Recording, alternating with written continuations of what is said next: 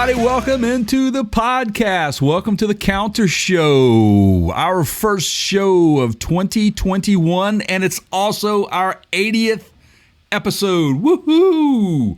What do you think about that, Keith? How are you this morning? Yeah. Hey, everybody. Hey, Jay. Yeah, welcome in. How was everything, man? Good? Oh, yeah, it was good. Yeah.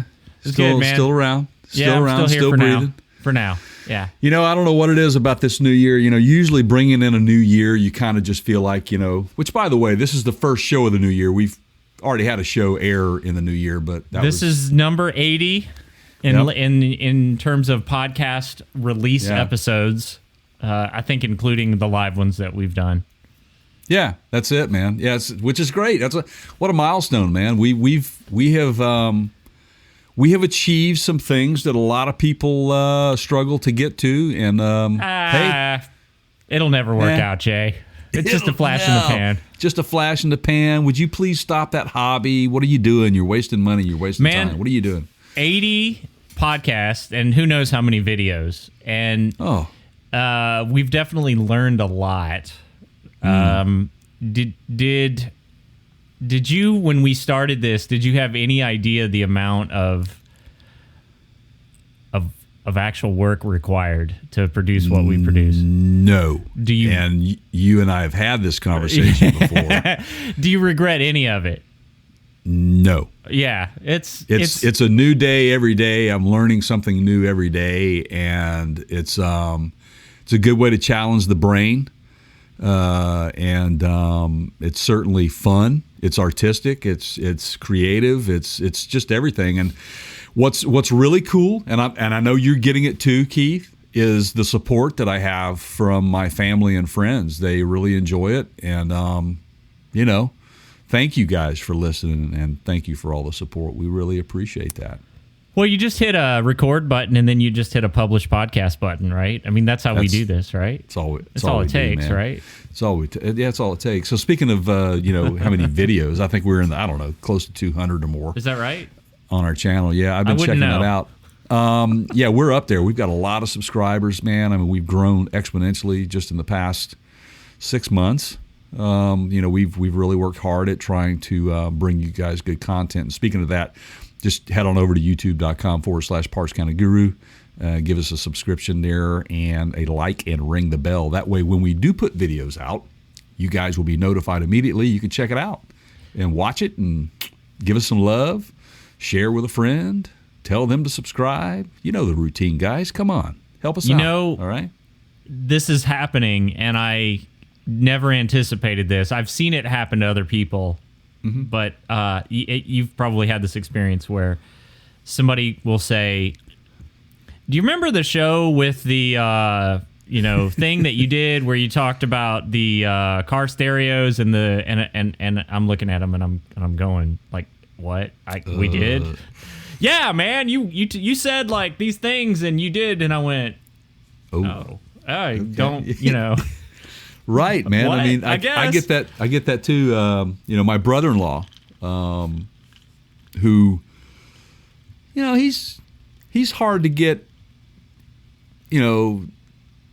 It's hard to get him interested in anything other than sports and music. Which there's nothing wrong with that. I mean, he's grew up as an athlete, very good athlete. He's a great musician and singer.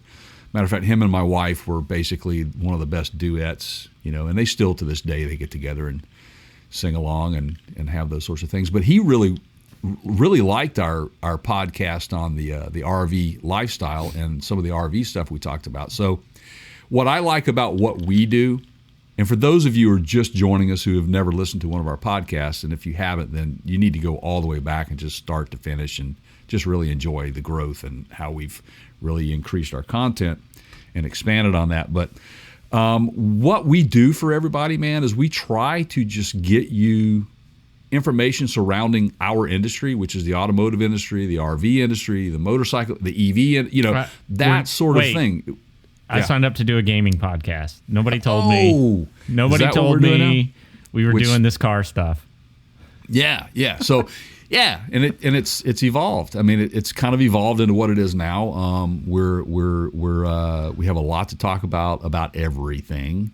I might even pull out a cooking show on you guys, man. You never know. Yeah. You might catch me frying an egg on air. We'll see. I'm getting a new camera soon, so video camera soon. So we'll see where that takes me and how much more I can contribute to that aspect of it, because Keith has been definitely carrying the load there with the videos outside of our podcast. I just pushed the record button and then the publish to send it to the internet button. That's it, man. That's all you do. Yeah. That's all you do. So, all right, so we've got an exciting show today. We obviously, before we get into our news segment. It bonked me. Sorry. Did you? There you go. Oh, man, sorry. Before we get into our news segment, let's talk about what we're doing on the show today. We're very delighted we have a guest upcoming a little bit later in the show, which will be our main segment after our news segments and stuff. He is a person that works for the RFA, which is the Renewable Fuels Association. His name is Robert White, and we are happy to have him come on our show today to talk to us a little bit about what they do. He said self-proclaimed topic can be, do you remember this? Can be a lightning rod. Yes, I do recall that. Okay. So just making sure you heard that. I did, and this is a bit of a disclaimer that we're going to give here. Keith and I both, and we'll admit it, we are not fuel specialists at all. We don't claim to be, but we use fuel. And we hear the chatter out there about ethanol and fuel and those sorts of things. But we kind of wanted to let the experts talk about it, have them on, and share their expertise in that field with us. So we're delighted to have him on a little later. And it turns out, enjoy that. I think I knew a little bit more about fuel than I thought, because it ties so closely into my love of alcohol, right? Hooch. What can you? There was I'll leave it at that. There's some interesting correlations that happened. Yes, as a result of our said absolutely exchange. It's a good. I think it's one of my. Actually, it's going to be in my top 5 favorite segments. Really, I think. So far. Oh boy. Maybe. You might remember this. That means when somebody goes, do you remember that time when you did that? You'll remember this one. Because if it's in the top 5, you hang on to those. I do remember this one. I mean, it's a good one. So anyway, there you have it, guys. Just stay tuned and hang in there. We're going to, it's a really, really good discussion. We hope you enjoy it. We did. We what? We do what?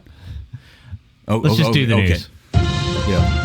Live from the Counter Show. All right, I have been leading us in a lot on news lately, so I am going to pull an executive decision on you. This is a crazy Ivan.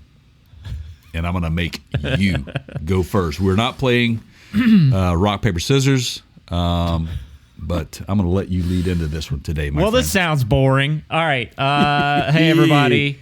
So I found a news segment, and this was near and dear to my heart for a couple reasons. And it has occurred to me that I've taken some digs at Apple quite a bit lately on this program.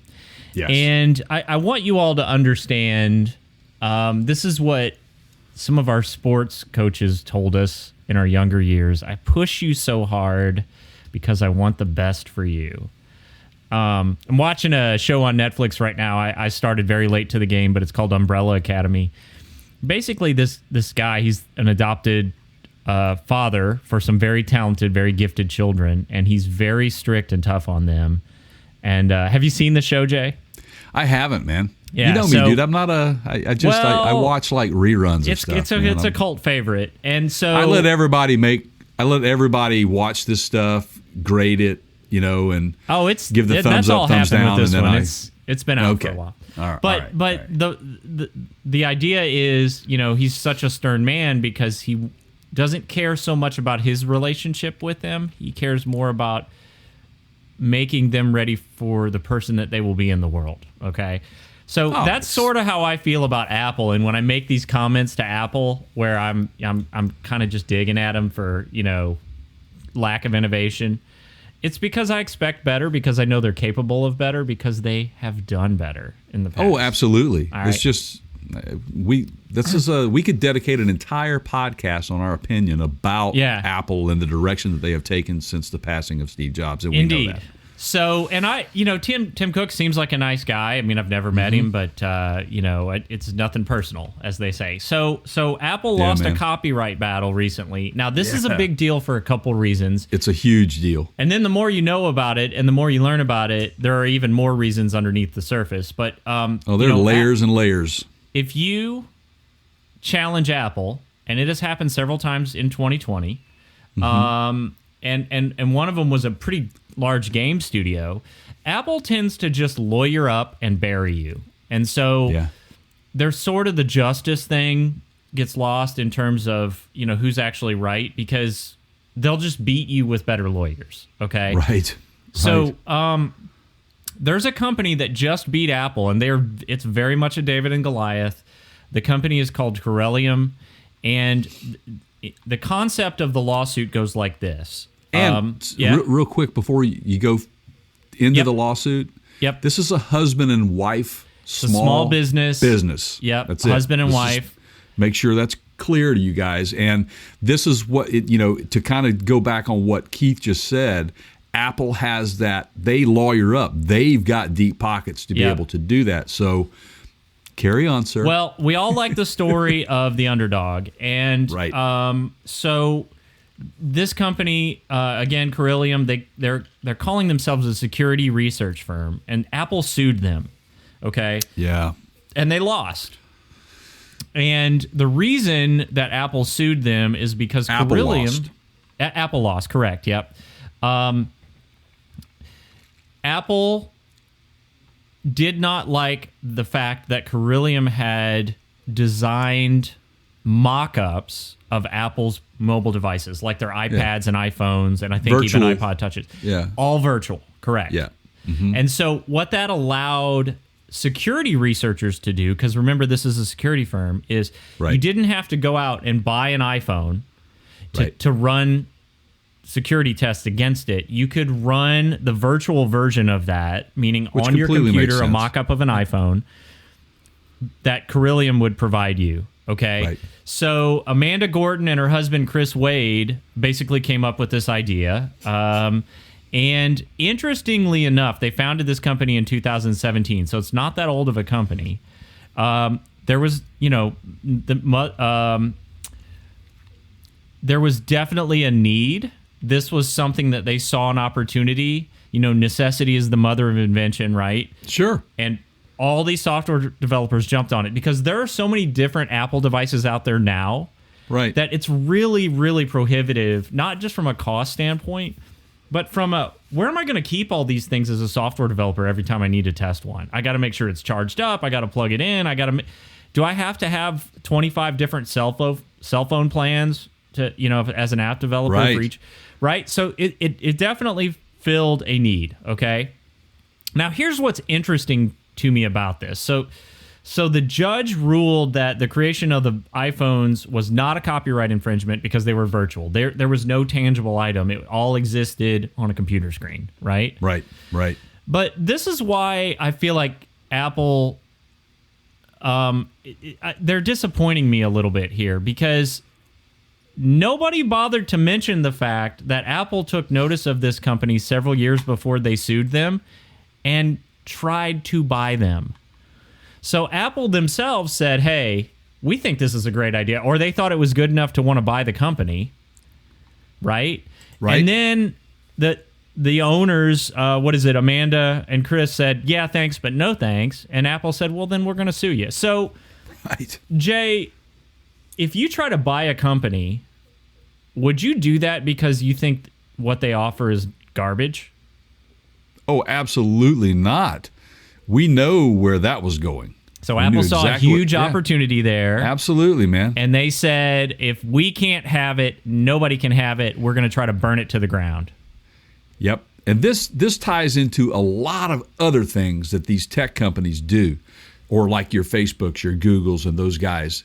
There's so much stuff that goes on. This is why they wrap this stuff up into a ball and they hold on to it for dear life, and they say, you can't touch me, man.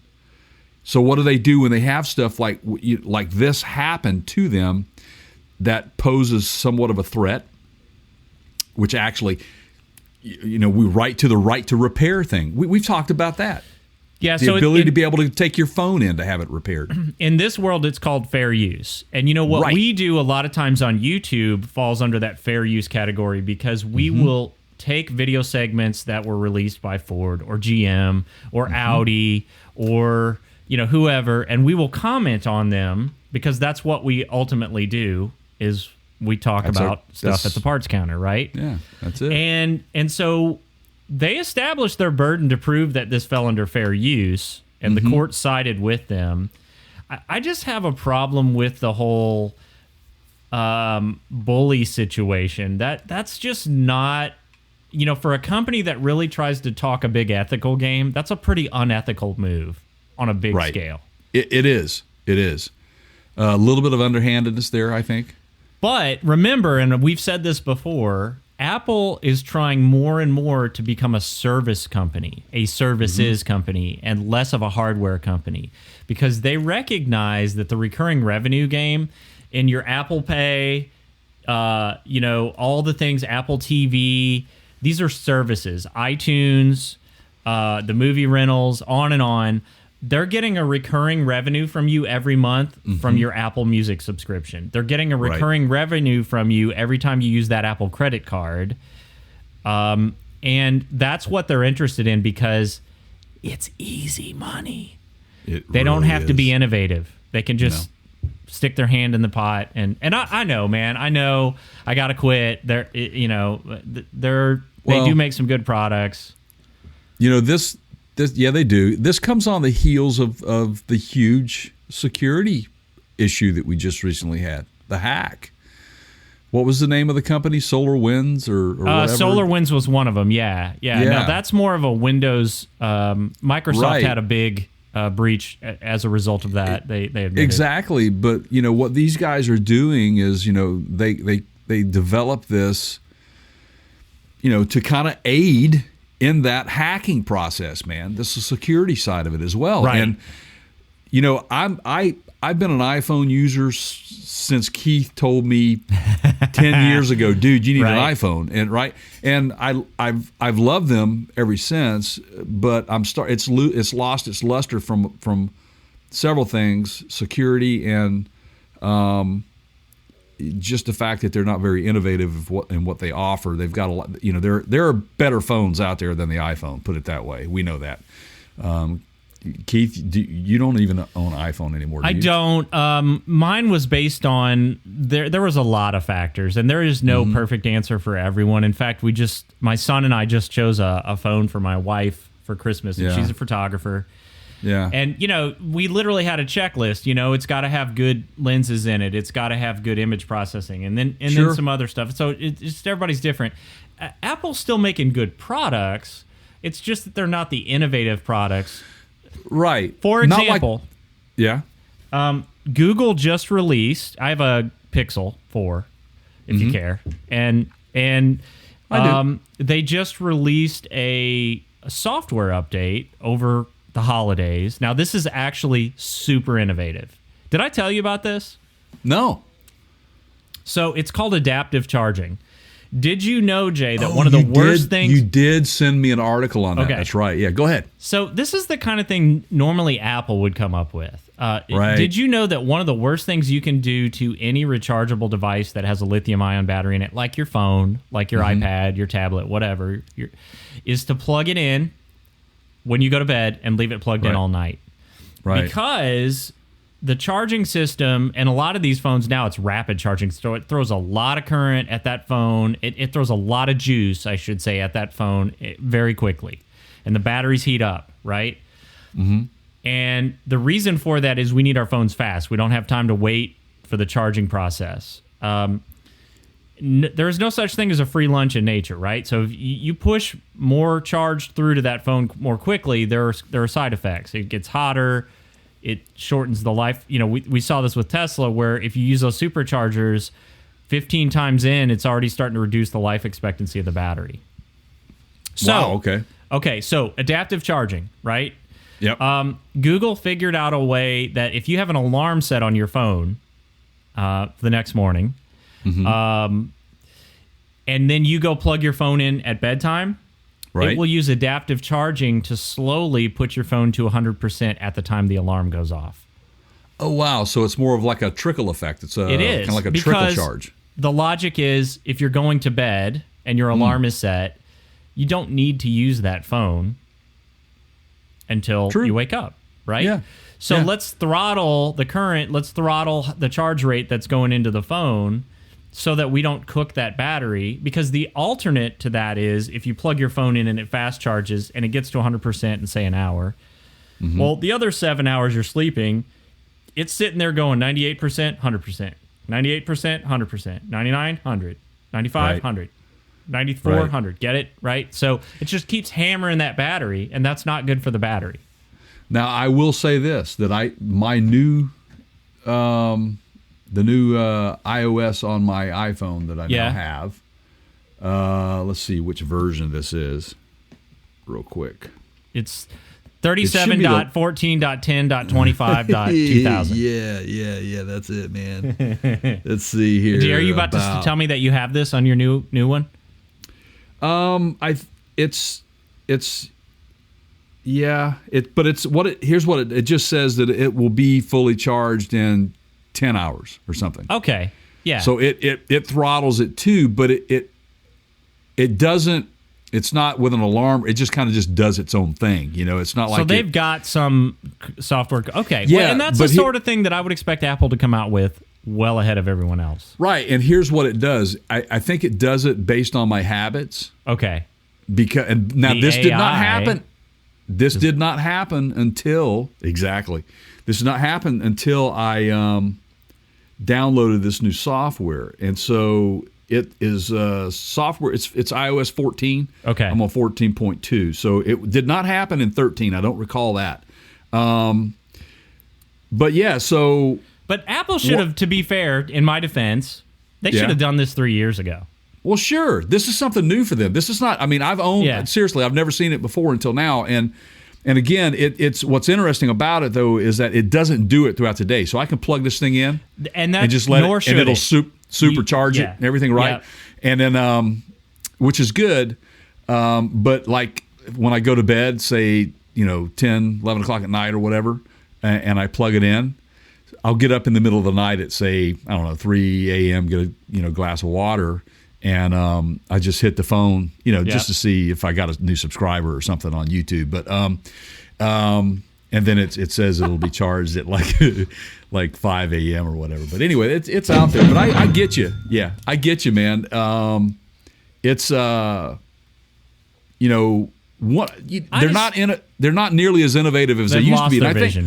And I think that one of the things that excited you the most about Apple way back when you were an iPhone user, when we worked together, in the office environment, was the fact that everybody was using BlackBerry. BlackBerry was so secure and all this sort of stuff, and I get it. But it was an amazing feat for Apple to be able to have that Microsoft Exchange, to be able to have Outlook on your phone and all of it. Was pushing huge, the envelope. It's the same reason that people were drawn to Tesla. It's pushing the envelope, Yeah. And with that, I will stop my beat up session on Apple. Well, let's go for a high note, man. You want to go for a high note? By all means. For some funny stuff, man. So we've talked about this on several podcasts. I'm the funny guy. I'm the funny guy. I don't have any Apple tech stuff to talk about other than I'm an Apple.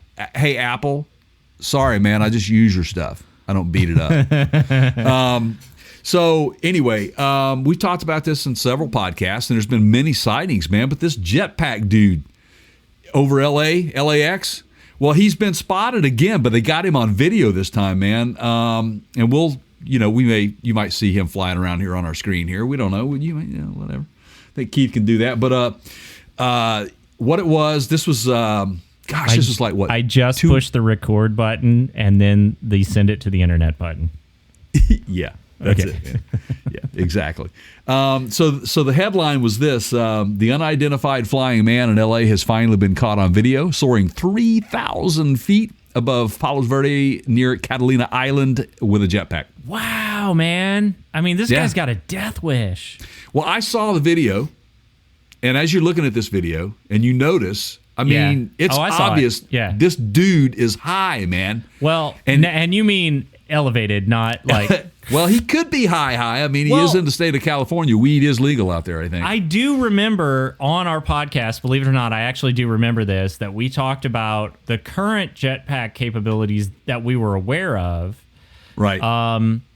Had a very limited flight time, and to get up to 3,000 feet, and then more importantly, to decelerate safely, the current jetpacks that we knew of didn't have that capability. He couldn't get that high, so to speak. Right.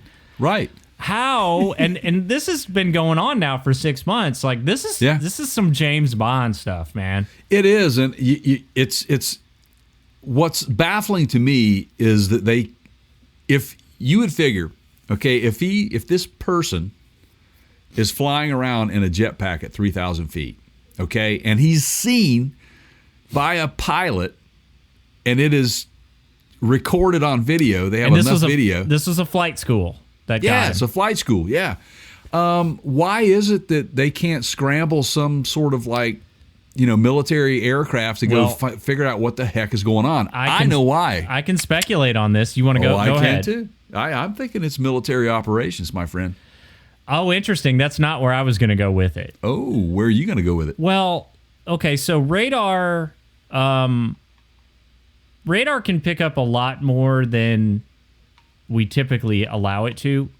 We used to call it radar trash. And so you would get false readings, or they're not actually false readings, but you're going to get that radio signal bounce back from objects that you don't want, right? Like structures. Give an example. Like, for an example, birds, small drones. You can't pick up. In theory, if you have your radar tuned properly, you would be able to pick all that up. But air traffic control doesn't want to see anything smaller than an airplane because it's going to clutter up their screens. It's too confusing. It's too busy, right? Right. Military radar, they don't typically, anything smaller than an aircraft is not a threat, so they don't necessarily tune their radar to pick it up. Now, drones, that's a whole different story. They don't show up on radar. And for that very reason, the FAA is now mandating, and this really pisses me off, but we're going to get into this is a whole other podcast. They just came out with new rules that not only are you going to have to broadcast the location of the drone when you fly, but you're going to have to broadcast your location. Yeah, see, that's crazy. That's and it has to have a transmitter beacon on it. This is new, and it's coming, and it's because the people that are doing stupid stuff ruin it for all of us. Yeah. Anyway, I digress. So this jetpack guy, we've said before that there's a company that makes jetpacks in the area. Right.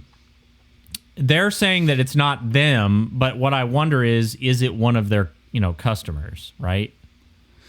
Yeah, I guess. Or like you said, military application. It could be. But you know what though? It could be Tom Cruise up there, man. It could be Tom Cruise. Tom Cruise he does all of his own stunts. He's a pilot. I mean, this guy. You've seen the Mission Impossible movies, right?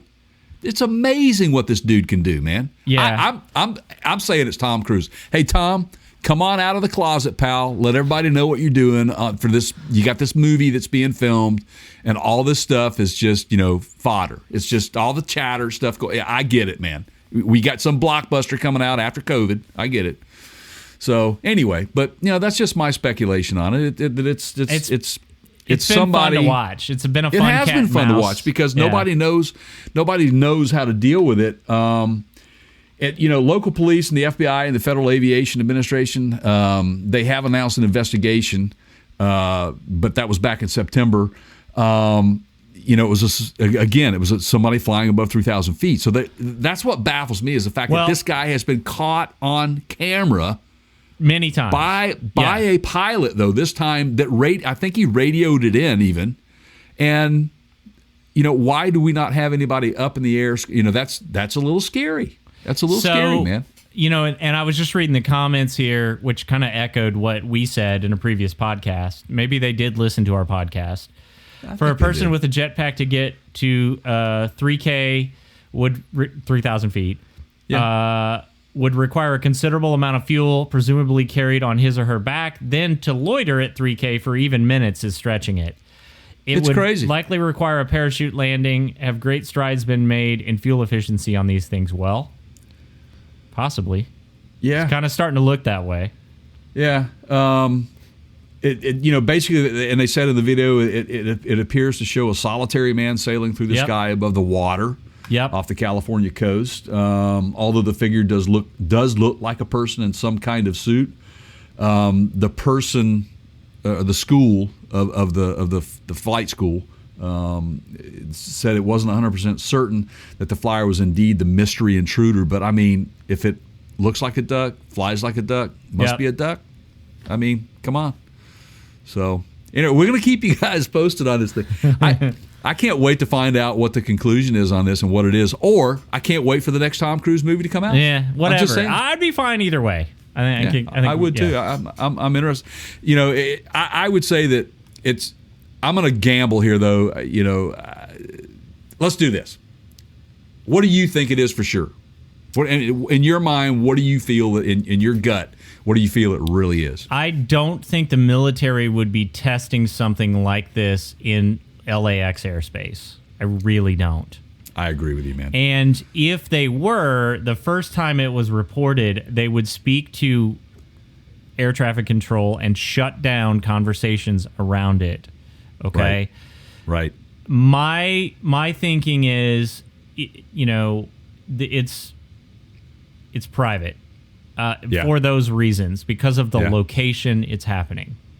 You know what I think it is, honestly? Or it's Tom Cruise. I mean, really, those are... No, honestly, really, in my gut, I really think it's Elon. It's Elon Musk. He's moving out of town. He's moving to Texas, and he is getting the hell out of Dodge as quick as he can, man. And that's how he's doing it. Sure. Just saying. Could be. I mean, honestly, it wouldn't surprise me at this point, right? Elon is going to Texas, right? Yeah. Yeah. Well, that's what I thought. He bought a house. Like, how many houses does he have? I think he just sold his house in California, put it on the market, which is proof that he's unloading stuff, man. He's going somewhere. So there you go. There's my little stunt. What you got? Let's talk about. Let's just quickly talk about something that.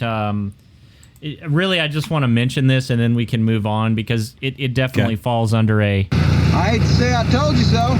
So Mazda just announced that they're bringing the rotary engine back. You know about this, right? In the United States, the MX-30 is confirmed for the U.S., and they're going to have an EV version, a rotary version, and a hybrid version.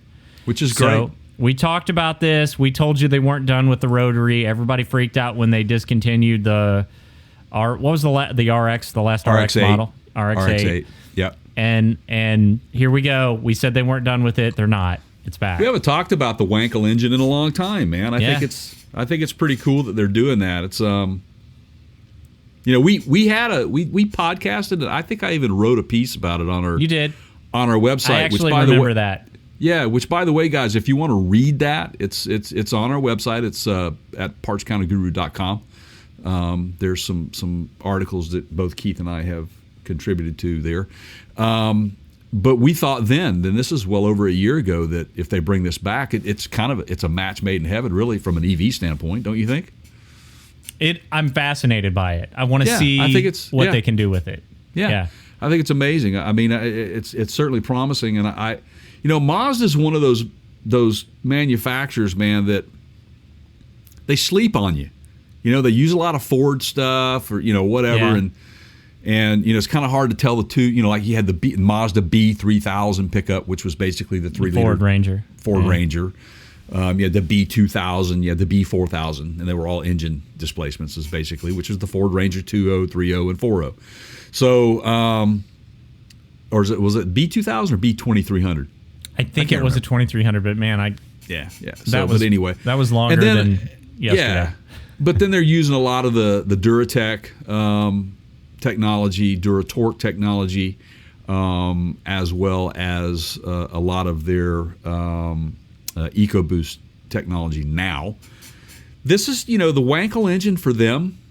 It's it's their baby, man. It's it's good to see them stay true to who they are. I mean, and like you said, there's large gaps. There's periods of time when they kind of go quiet, and then you wake up one day, zoom. Zoom, zoom. There you go. Oh, man. You were getting good at this. So, and that's true, man. They just kind of sit around and don't do anything. Yeah. But the thing I don't hear much about Mazda is consumer complaints. I don't really hear that much. Yeah, it's it's almost like I don't want to say Airstream, but they have a certain brand following, maybe like Subaru does, that there's just people that are just Mazda fans. Yeah, they are. There was a neighbor of mine that owned an RX-8. She bought one of the last ones too, but she was always an RX fan. She loved the rotary engines. And man, just to hear that thing come down the street, in the afternoons. If you've never listened to, a rotary engine, you should just do it. Just to go listen to it, man. It's just a good sound. All right, so I love it. I'm going to ask you a question here. I'm thinking, this digital trail thing that we were going to talk about. I feel like we could turn this into a podcast. Maybe we save that one. Okay. And that works. And then that works for me. Let's hit. We definitely have to do the clearing snow thing, right? That's just let's talk about. You want to talk about something that's coming back? Yeah, go for it. You can bring it up. Go ahead. Yeah. This won't take me just a second. Yeah, let's hit that one. This is kind of a nostalgic story, and I hope that it captivates some of our, maybe our older audience or maybe younger audience or whatever. Yeah. I mean, this is a name that you don't hear thrown around that much anymore, but it's getting thrown around again. Apparently, Packard. It's up for sale, isn't it? It's Packard, the legendary American automaker, it's for sale. Yeah. So for those of you that don't know what this car was or what those vehicles looked like, I mean, I hate to do this to it, but if you think like Al Capone gangster movies, that would probably be. You've seen some of those vehicles. So a lot of times they show the convertible. It's got the spare tire mounted on the side, right, with the like bug eye headlights and right. They were 20s and 30s, if I'm not mistaken. Jay, is that kind of their heyday? Yeah, their heyday. I mean, they operated, and I mean, I think they the last Packard rolled off the line in 1956, I think it was. So it's been a while. So it's about 64 years ago. Yeah. The last one rolled off the line, and I don't. When you think of like a luxury vehicle, we here in the U.S. we think for a U.S. based manufacturer, we think Cadillac immediately, right? Right. I think that these guys, Packard gets really truly they were like the luxury vehicle in the U.S. And what's interesting to me, being someone who has worked in the aftermarket on engine sales, like rebuilding engine components like valves, guides, cylinder head components, or even bottom end stuff.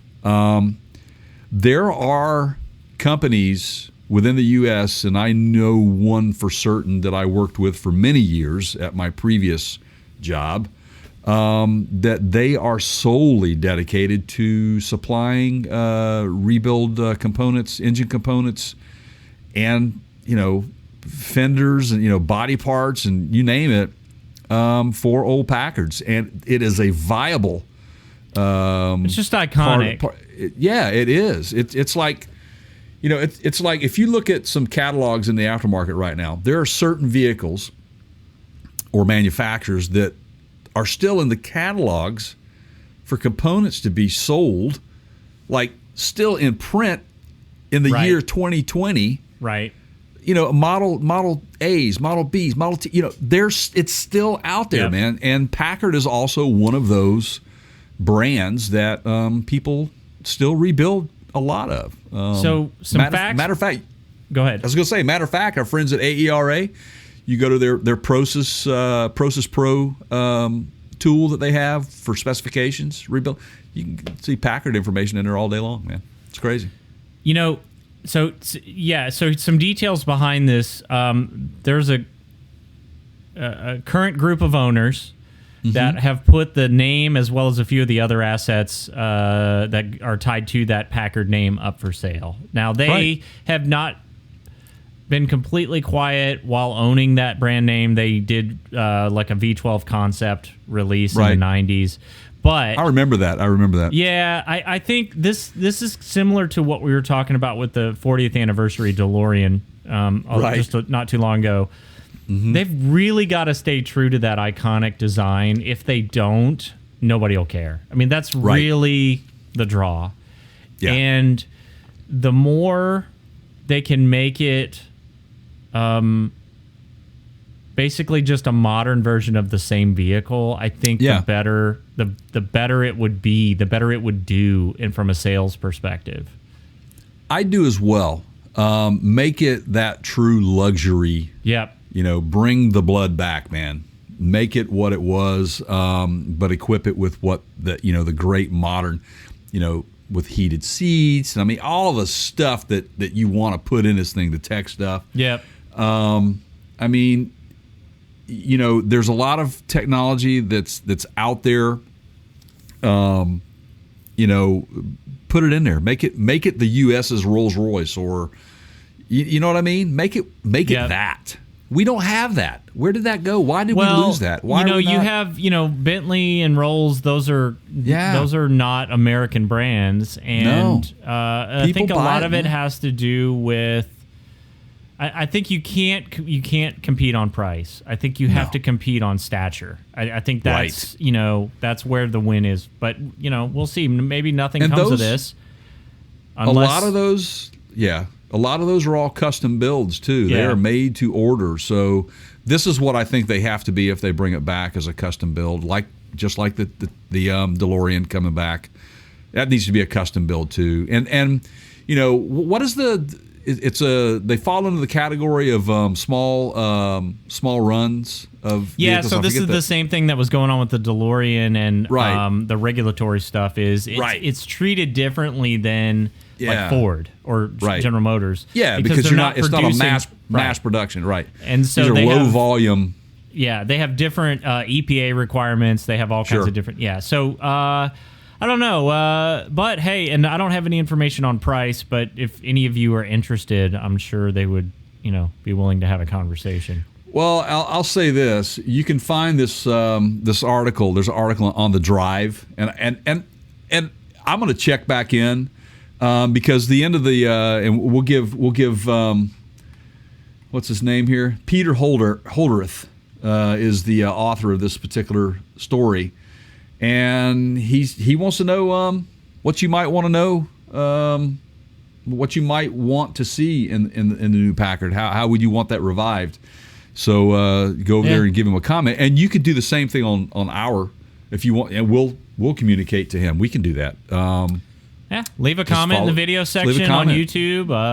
Or go to partscounterguru.com and there's a ask us a question, and there's you have the ability to leave a comment there too.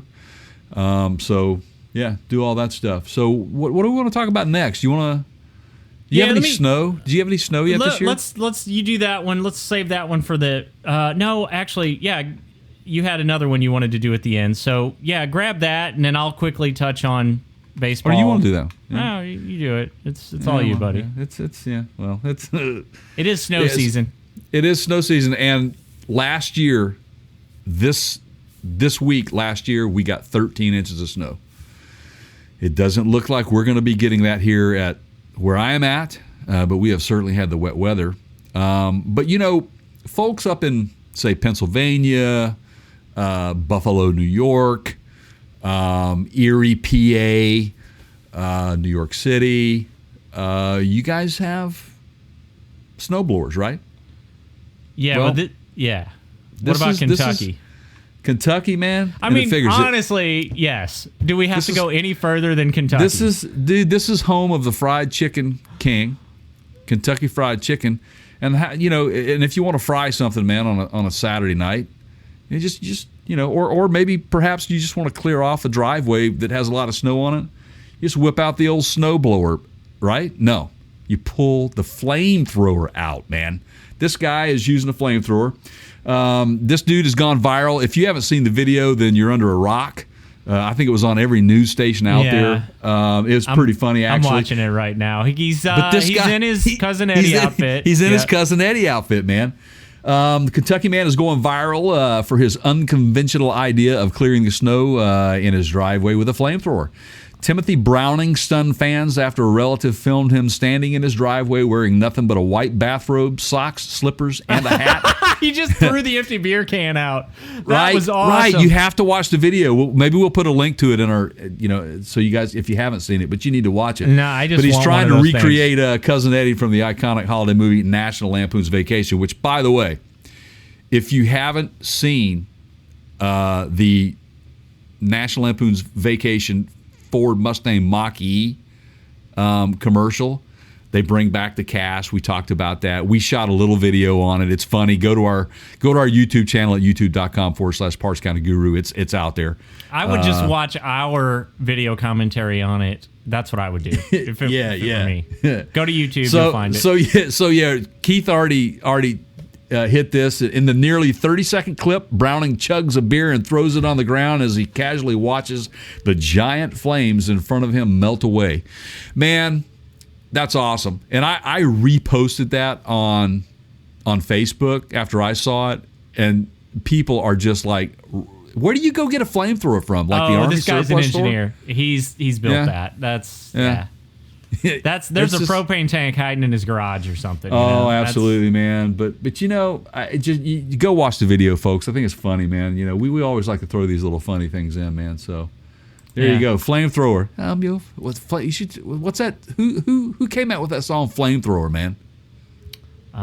Remember that? Was it Paul Abdul or somebody way back in the 90s? You're admitting to listening to Paula Abdul?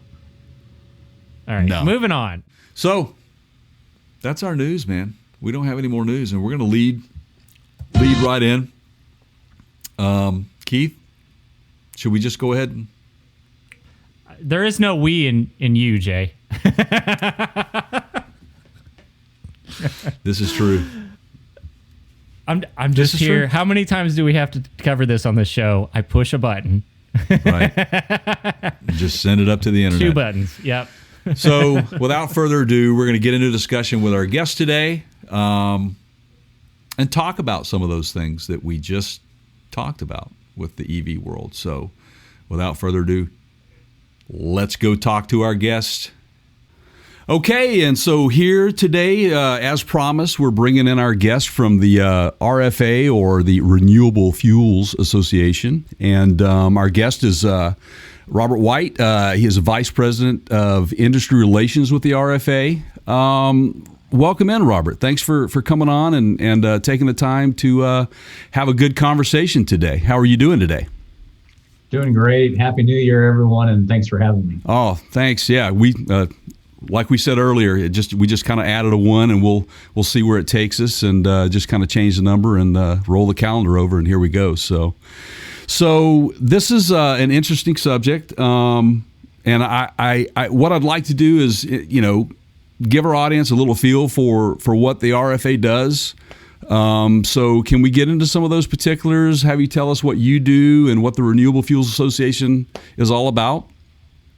Yeah, absolutely. It really starts, ironically, with our 40th anniversary just kicking off. So the RFA was founded in 1981 as a nonprofit trade association for the ethanol industry, the U.S. ethanol industry.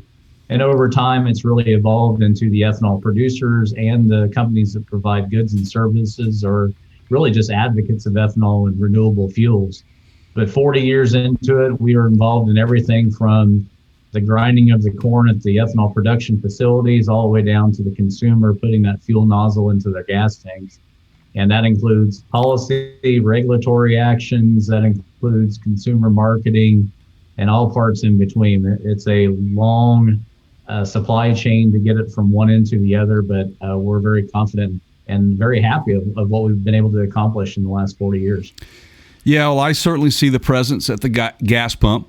Most every gas pump will have the little square yellow sticker that states what's in the fuel there. So, and again, that's why I want to introduce you and kind of educate people on not only the fuel market, but I think what's very interesting to me is the impact that you guys are having right now with the COVID vaccination that's being distributed.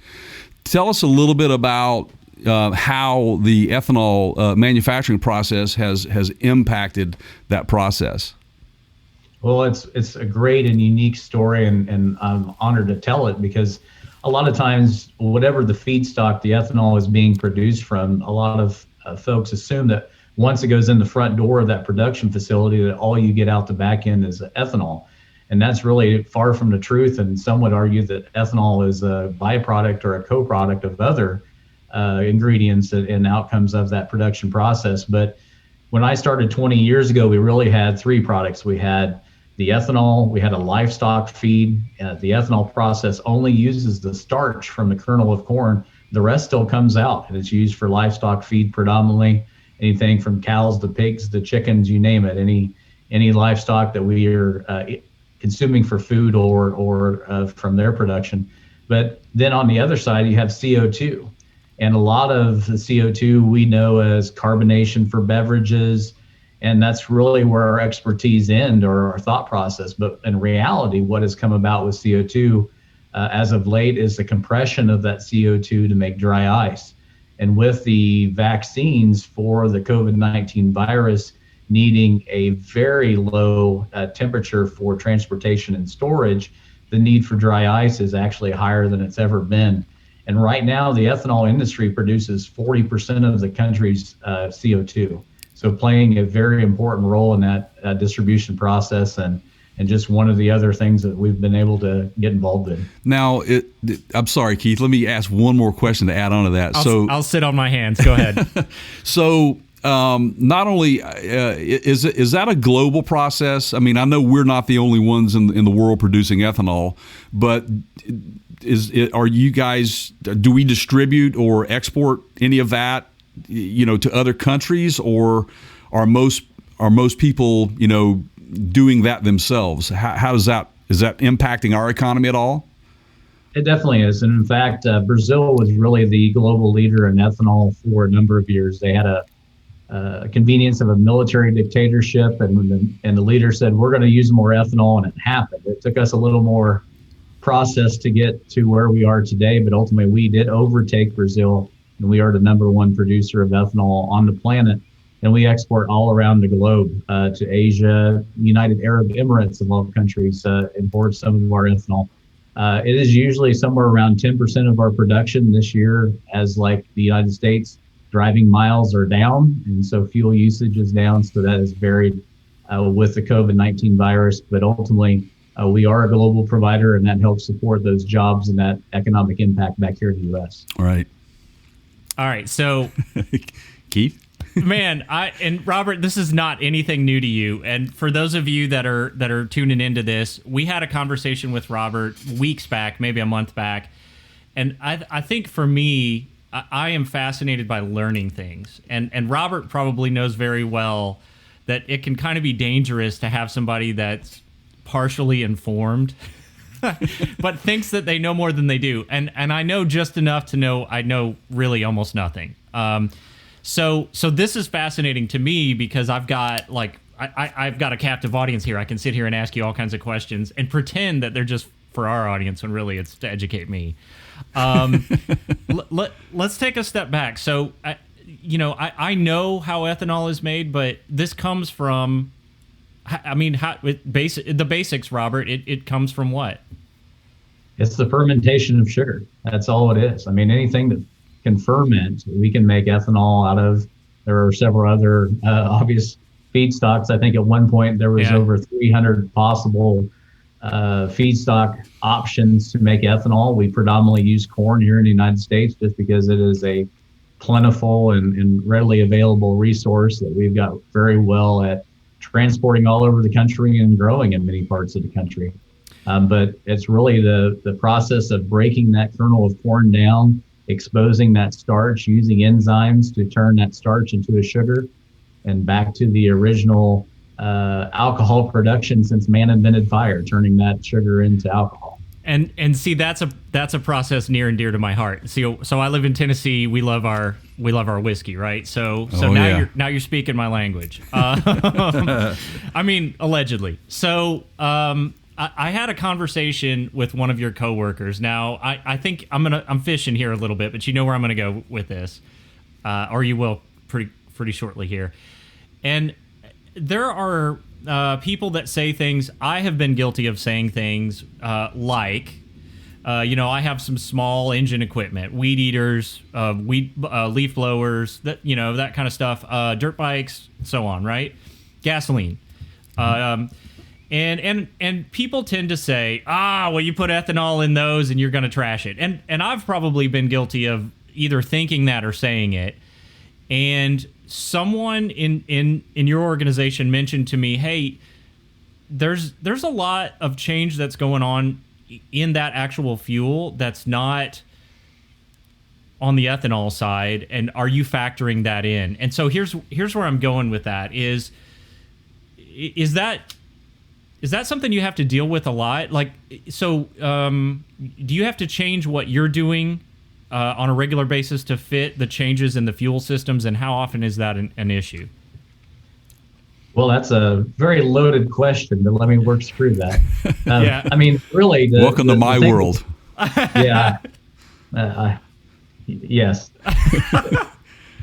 The end result, going back to the small engine. So they are the most vocal fuel users on the planet. You got the small engines, the motorcycles, and the boats. Those are really the three most vocal engine segments out there, fuel using segments out there, and they use less than 3% of the fuel. So I get a lot of flack on my end of how much time am I going to devote for less than 3% of the fuel market.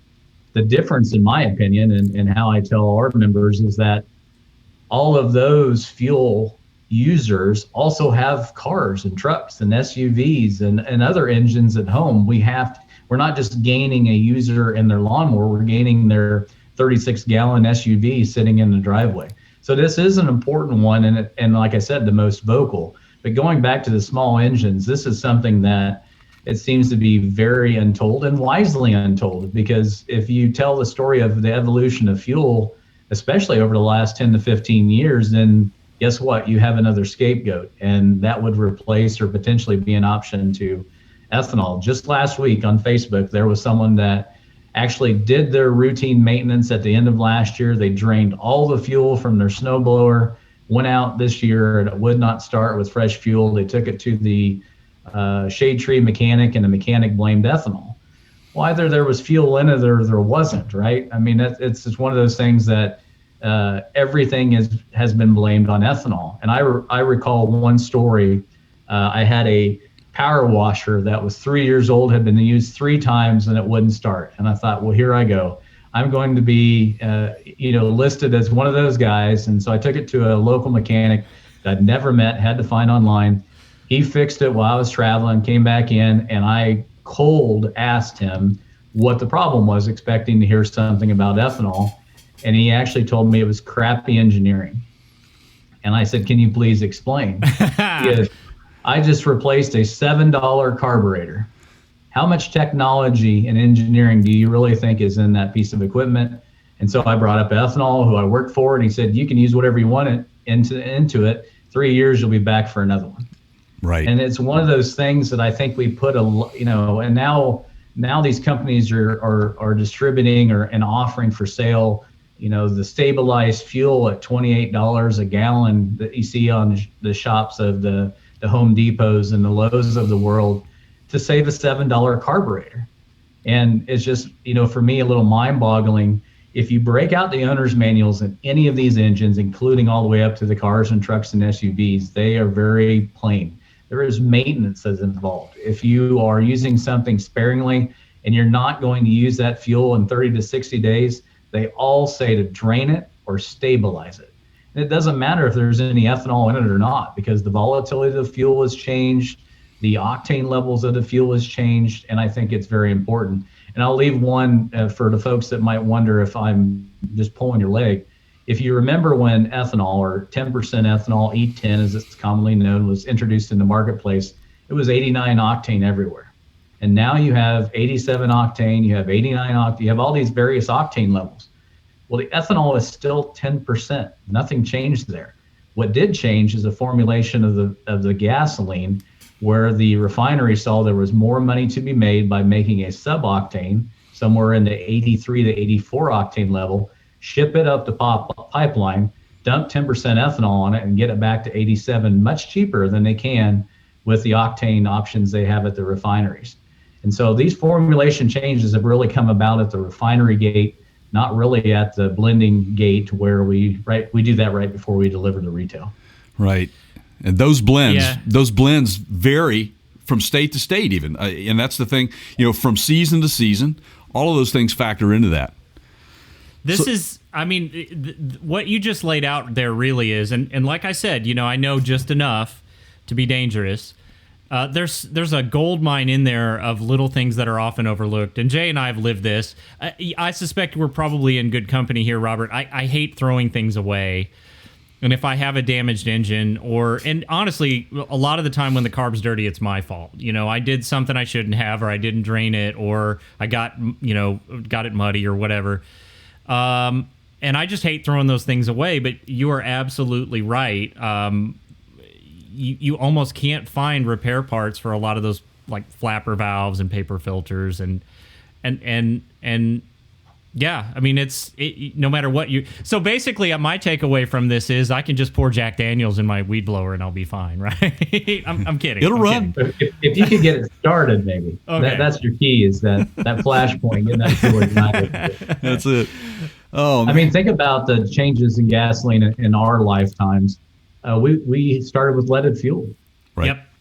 Right. And so you've got anything that was built before the early 80s was built for a fuel that is not even sold now. So as we look through some of these are more public, I guess, is the point, than others, but fuel evolution is continual. The body that sets these standards, ASTM, as you've seen, they help with requirements on anything from your kitchen stove to fuel measurement and recording. And ultimately, what they're trying to do is roll with the evolution, and they help set some of that as well. But the engine manufacturers, they build their equipment based on those standards and practices, and we do too. Yeah, that's and that kind of leads into some of the other questions that we have for you. Keith and I we worked together many years ago, so we're very familiar with valve train components. And you spoke of the leaded fuel then going to unleaded. There were viable repair companies providing product to the automotive repair industry, engine rebuilding industry, to combat those problems. Valve seat inserts, whereas the cylinder heads, the old cast iron heads, were just cast in ductile iron.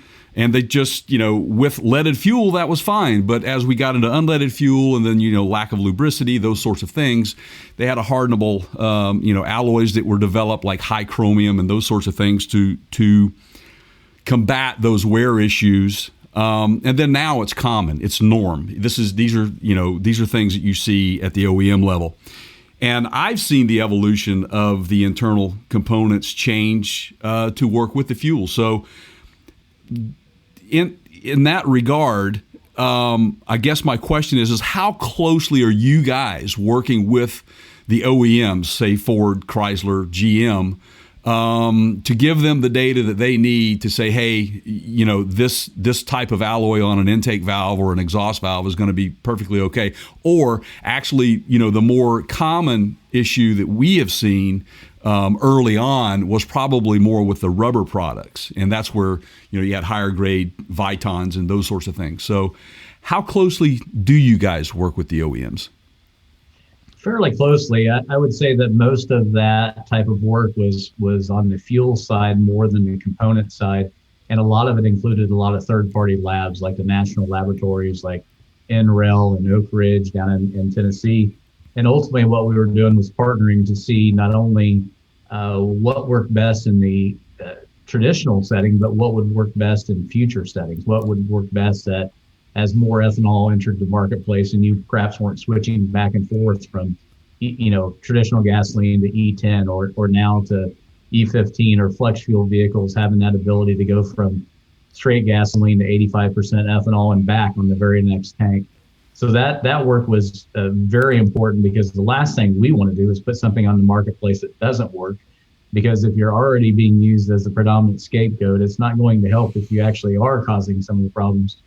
And so that engineering, not only on the automotive side, but we saw it slowly but surely work its way through the as we talked about, the small engines, the motorcycles, basically everything that was using fuel. You've seen the carbureted moving to fuel injected, and the computers having the ability to adjust that air fuel ratio as you have more oxygen in the fuel from the ethanol. So all of those have been important developments over the years, and I really think the best is yet to come. And the one thing we haven't talked about yet, and why the automotive industry and others remain very interested, is because of that octane level of ethanol.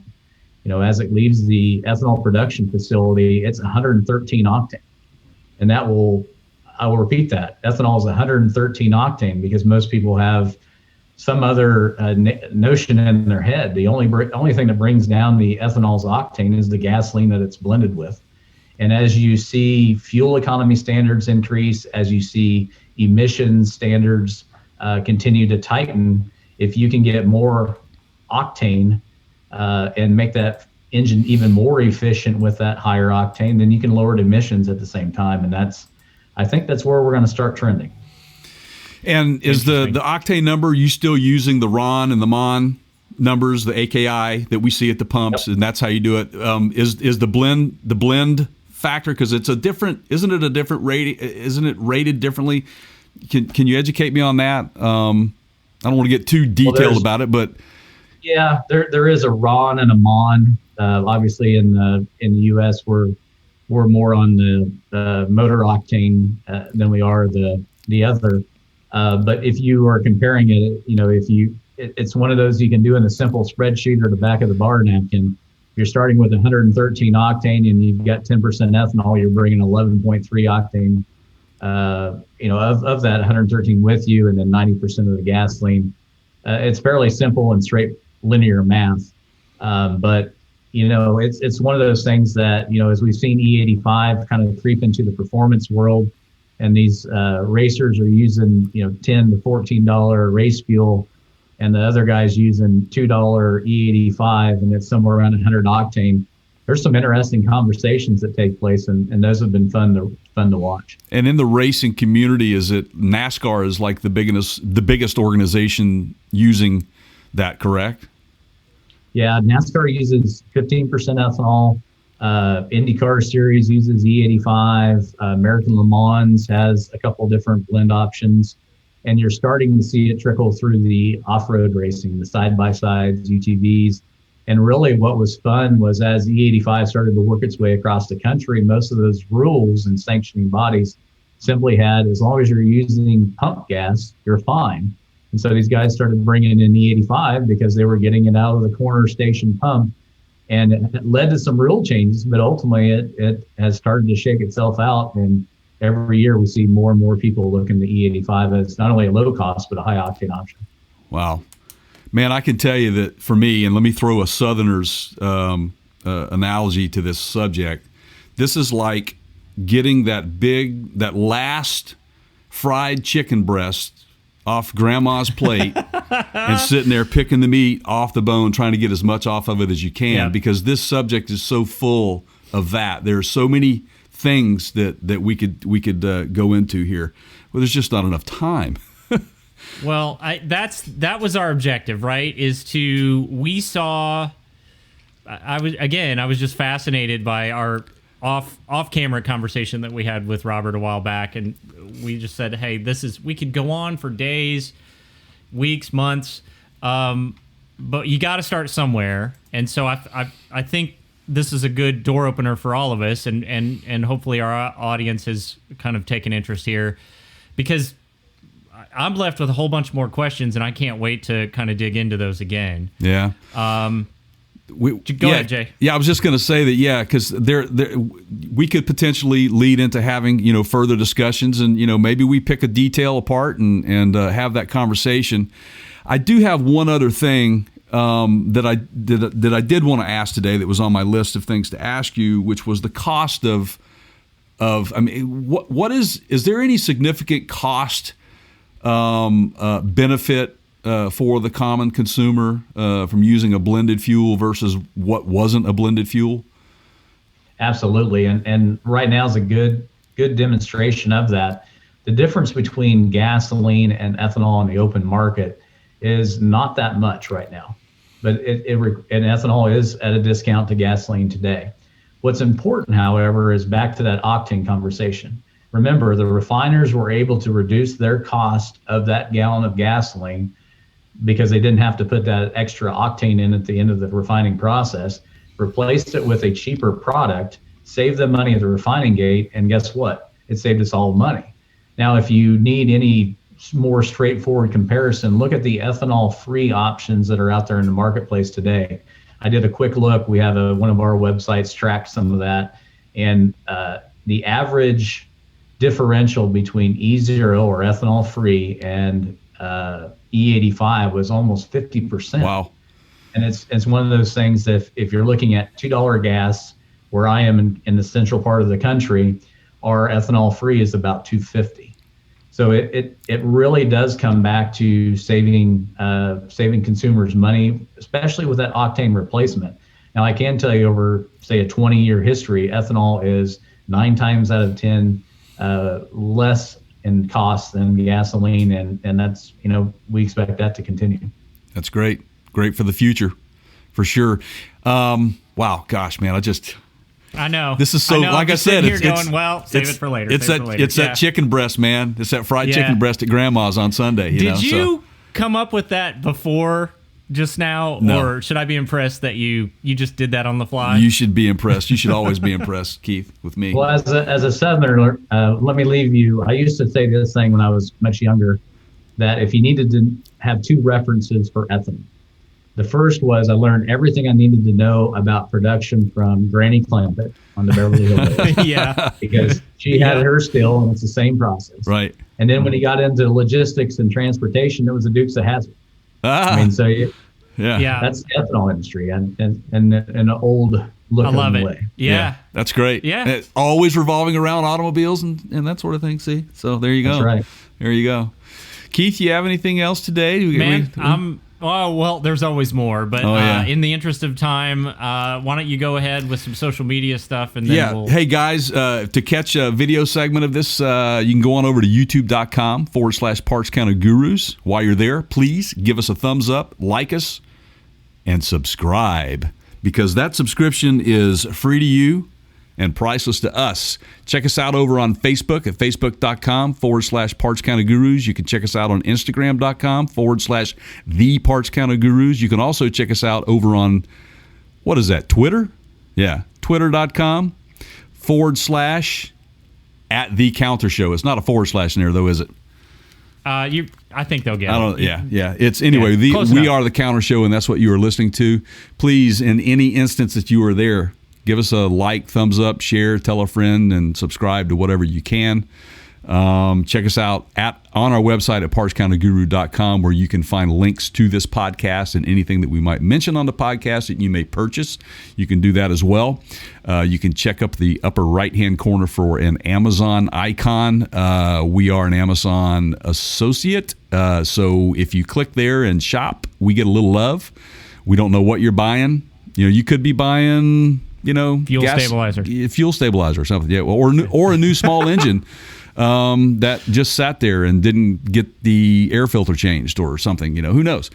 But anyway, we have no idea what you're buying, but we would appreciate you doing that because that will help us out and keeps us on the air. Man, thank you so much for being on the show today, Robert. We can't thank you enough, and we look forward to maybe furthering this conversation and getting some more details out of you and educating our audience and ourselves. So thank you very much for that. We really appreciate it. Thanks for having me anytime. Yeah.